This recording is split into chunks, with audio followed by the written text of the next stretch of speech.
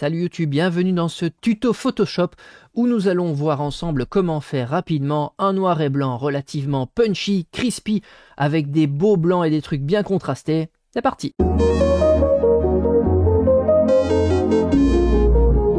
Alors forcément pour ça, il faut aller sur Photoshop. Je n'ai rien inventé, c'est relativement basique pour le moment. Franchement, c'est pas très compliqué. Vous allez prendre votre photo, vous allez l'ouvrir, hop. Nous sommes donc sur Photoshop. Ici, vous allez aller en bas dans le Gradient Map, vous allez cliquer dessus et hop, par magie déjà, vous allez déjà avoir un beau noir et blanc. Alors le noir et blanc ici, il est un peu gris, il ne correspond pas du tout à ce que j'aimerais bien faire, donc forcément, je vais devoir aller un petit peu le personnaliser. Et pour ça, je vais cliquer dessus. Ici, moi, j'aimerais bien que le ciel soit bien clair, que les hautes lumières soient bien claires, bien blancs et que ça fasse bien contraste avec le bâtiment. Et pour faire ça, c'est assez simple, je vais aller prendre ici mon point blanc et je vais le descendre à mon avis au niveau de 60, 62, 61 et là, pouf, comme par magie, ma photo s'éclaire, mon ciel blanc et mes hautes lumières deviennent très très blanches et on arrive déjà à un très très bon contraste, à un beau noir et blanc que moi j'apprécie particulièrement. Alors si au contraire, et là ça va dépendre un peu de votre photo et de votre feeling et de votre de ce que vous voulez donner à votre image. Si vous voulez aller renforcer les noirs, vous pouvez, vous allez prendre le point noir et vous allez l'augmenter. Ici pour moi c'est trop, ça marche pas trop, mais vous pouvez le faire. Mais voilà. Au milieu, il y a le midpoint, le mid-tone, donc les tons moyens. Si vous voulez un petit peu assombrir les tons moyens, vous allez le prendre et vous allez le mettre vers la droite. Tac, vous voyez que les tons moyens sont un peu plus assombris. Au contraire, si vous voulez faire l'inverse, vous allez prendre le point moyen et vous allez le mettre un peu sur la gauche. Et là, pouf, on voit que ça s'éclaire. Moi ici, je vais faire un petit 51, 52. Je trouve que ça marche pas mal. Quand on a fini, on fait OK. Hop, c'est sauvé. Alors, vous allez me dire, oui, ça prend un peu du temps, machin, bidule. Et c'est pour ça que les actions de Photoshop existent. Si. Alors, pour ça, on va supprimer ce qu'on vient de faire. Je vais vous montrer un petit peu.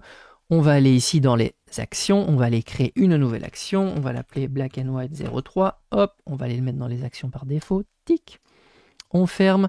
Et on va aller tout simplement refaire ce qu'on vient de faire. Attention, quand ici, ça enregistre. Donc, à partir du moment où on a validé, tout sur quoi on va cliquer, ça va être enregistré. Donc ici, hop, Gradient Map, tac, pouf. Je peux le laisser en standard si je veux, après aller un petit peu ajuster d'autres photos. Moi ici, je vais le mettre à 70, 70, comme ça, on voit que ça l'enregistre bien. OK. À partir de là, quand j'ai fini, je vais dans les actions, j'arrête.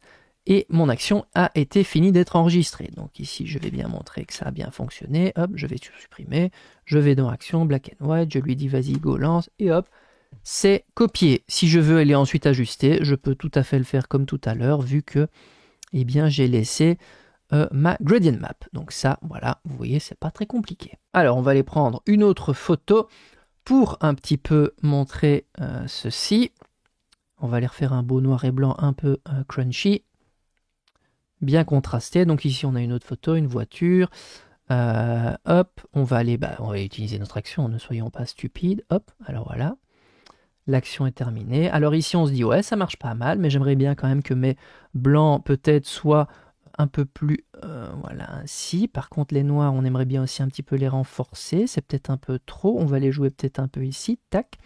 Et on voit qu'assez rapidement, on arrive à avoir une photo, un noir et blanc assez contrasté qui fonctionne, je vais dire, somme toute correctement. On va aller prendre une troisième photo encore en test, action, hop, Black and White, on va aller l'appliquer ici. Et on peut aller modifier, on se dit tiens ouais ça marche pas mal, c'est peut-être un peu clair, hop.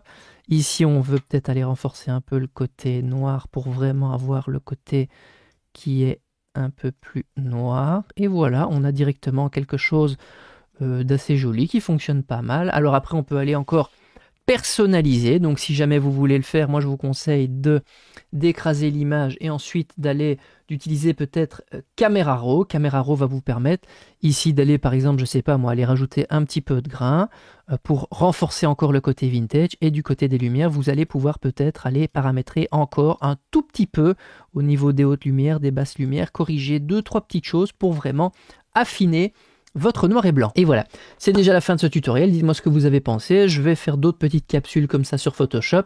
N'hésitez pas à me dire si vous avez aimé. Si vous n'avez pas aimé, laissez un petit like, partagez la vidéo, tout ça. Allez, salut!